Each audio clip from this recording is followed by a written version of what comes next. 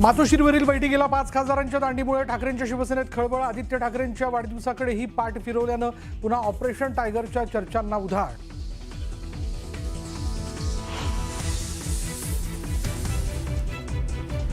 माळशिरसमध्ये देवदर्शनावरून परतणारी pickup Tandulwadi गावाजवळ विहिरीत कोसळली. 8 भाविकांचा दुर्दैवाने मृत्यू. मुख्यमंत्र्यांकडून दुःख व्यक्त. मृतांच्या कुटुंबियांना 5 लाखांची मदत.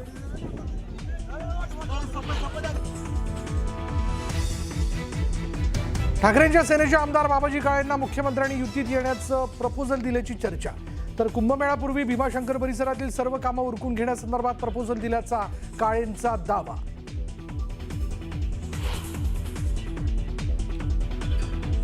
राज्यातील प्रमुख धरणांमध्ये फक्त 24% पाणीसाठा. नागरिकांना पाणी जपून वापरण्याचं आवाहन.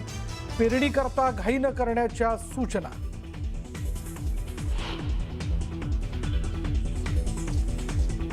मुंबईत 23 ते 28 जून दरम्यान अतिवृष्टीचा इशारा. 5 दिवसात 250 ते 300 मिलीमीटर पावसाचा अंदाज.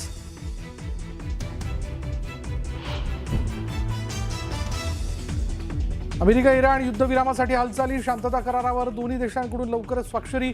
डोनाल्ड ट्रम्प यांचा दावा.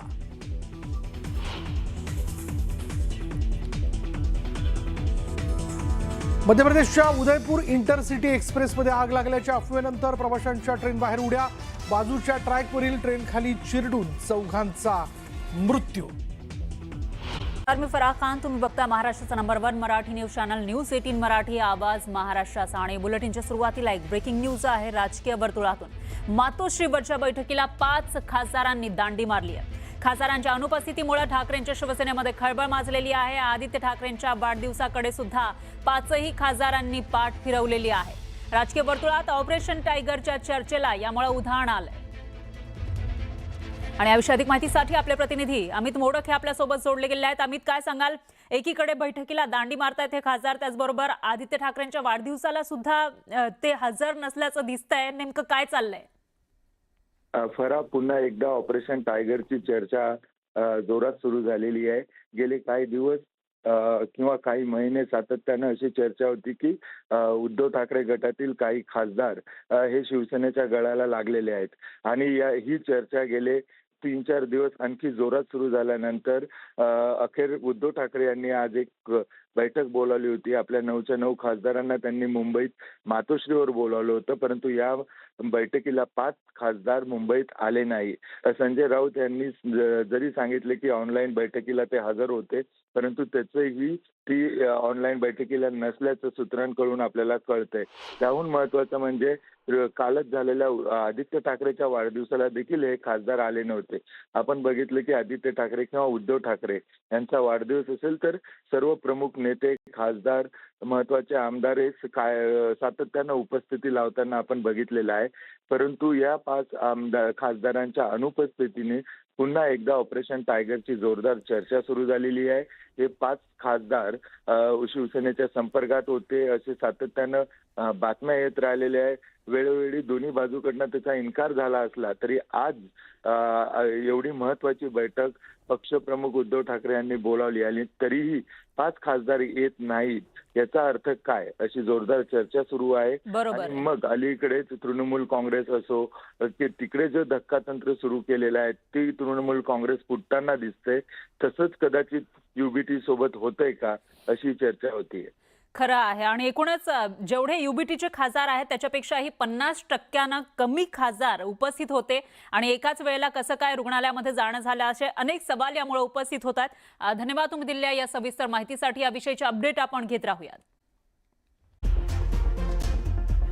यानंतर एक मोठी बातमी आहे. अंबरनाथ तालुक्यामधील उसाटणे गावात अन्न आणि नागरी पुरवठा विभागाच्या राज्य दक्षता पथकानं मोठी कारवाई केलेली आहे. इथल्या एका गोडाऊनमध्ये खाद्यतेलाच्या टँकरमध्ये अवैधरित्या हायड्रोकार्बन पेट्रोलियम पदार्थांची मोठ्या प्रमाणामध्ये साठवणूक केली जात होती आणि त्याची विक्री सुद्धा केली जात होती.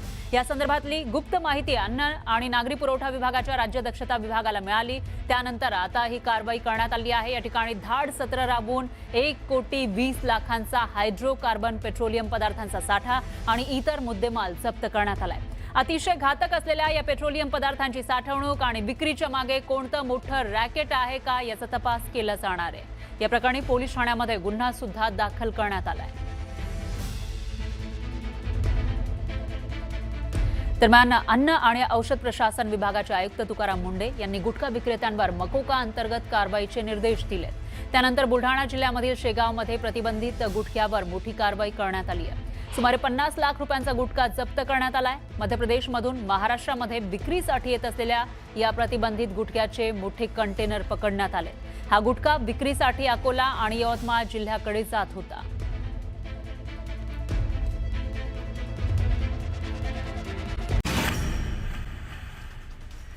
ब्रेकनंतर बातमी आहे सांगलीच्या राजकीय वर्तुळातून। सातारा सांगली विधान परिषद निवडणुकीची रंगत वाढलेली आहे। भाजपनं आपल्या पक्षाच्या नगरसेवकांना अज्ञात स्थळी पाठवलंय। त्यामुळे सर्व नगरसेवक आपल्या कुटुंबासह सहलीवर गेलेत। निवडणुकीमधील दगाफटका टाळण्यासाठी भाजपनं या संदर्भातला निर्णय घेतल्याची माहिती आहे आणि या दरम्यान भाजपकडून गुप्तताही पाळली जाते। त्यामुळे सर्व नगरसेवक कुठे आहेत याबाबत अद्याप कोणतीही माहिती देण्यात आलेली नाही।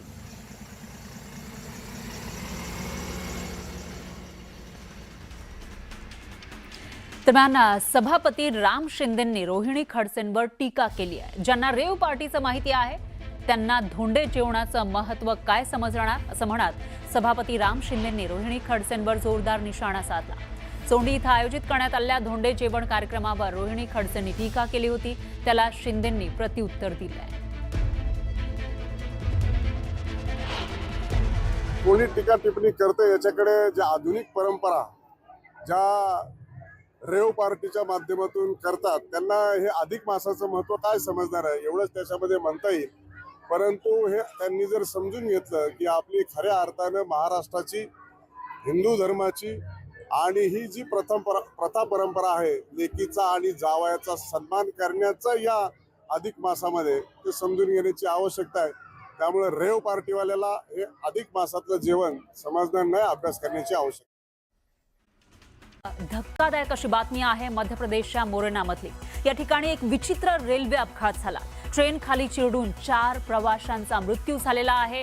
मात्र हे प्रवासी रेल्वे ट्रॅकने जात नव्हते तर त्यांनी उडी मारलेली होती, कारण ट्रेनमध्ये मोबाईलचा स्फोट म्हणजे एका ट्रेनमध्ये जे होते तिथं मोबाईलचा स्फोट झाला। त्याच्यानंतर आग लागल्याची अफवा पसरली आणि प्रवाशांनी त्या ट्रेनमधून बाहेर उड्या घेतल्या। याच वेळी शेजारच्या ट्रॅकवरून येणाऱ्या ट्रेनच्या धडकेत 4 प्रवाशांचा मृत्यू झालाय। मध्य प्रदेशच्या झांसी मंडळामध्ये हा थरारक अपघात झाला। उदयपूर इंटरसिटी एक्सप्रेस ही दुपारी 4:15च्या सुमारास हेतमपूरहून निघालेली होती। धौलपूर स्टेशनवर पोहोचण्याच्या आधी ती अचानक थांबली। ट्रेनमध्ये कोणीतरी चेन पुलिंग केलेली होती, पण मोबाईल स्फोट झाल्यानं आग लागल्याची अफवा ट्रेनमध्ये पसरली आणि भीतीपोटी ट्रेनमधील प्रवाशांनी रेल्वे रुळावर उड्या घेतल्या। इतक्यात शेजारच्या ट्रॅकवरून येणाऱ्या भरधाव फिरोजपूर पातालकोट एक्सप्रेसनं ट्रॅकवर उभ्या प्रवाशांना धडक दिली। हा अपघात इतका भीषण होता की 4 प्रवाशांचा यामध्ये जागीच मृत्यू झाला आणि 17पेक्षा जास्त प्रवासी जखमी झाले।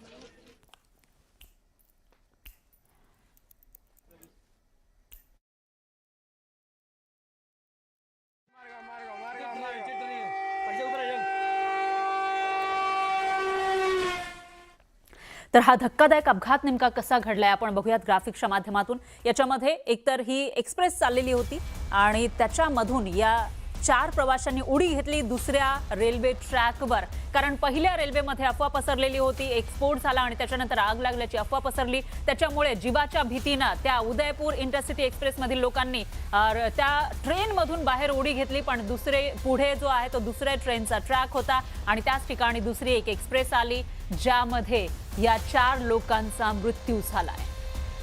त्याच्यामुळे अफवेचे हे 4 बळी ठरल्याचं बोललं जातंय।